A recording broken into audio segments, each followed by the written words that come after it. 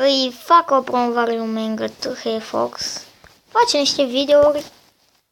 Nu știu, Viva Video e cea mai enervantă aplicație și nu m-am priceput în viața mea cu Viva Video. Ok, asta încă nu. Și Mangle2Fox. Bun, știi? Poți să-ți pui și poză de copertă. Uite unde am eu o mână, dai la setră și vezi. Aici ai un de la și poți să-ți pui poză de copertă. O să-mi pun și eu. Ok, asta... Bă, te-am pierdut, bă. Hai, stop eu. Salutare! Închide. Așa. What? Au! Ăsta este Q-au. Da, și nu o să mă las. Și abonați-vă la ea. Serios? Nu am găsit ăla, uite-l.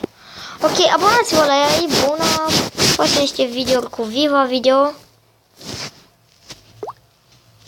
Da.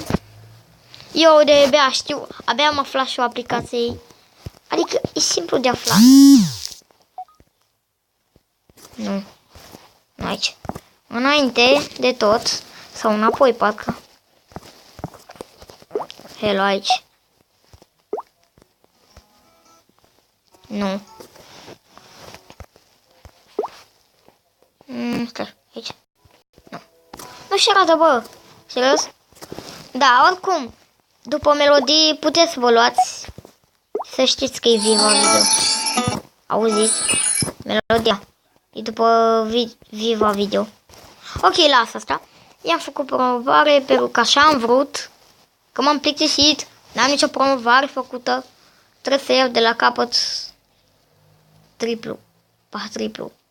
5 triplu. Ah, trebuie să fac prea multe promovări. Ok,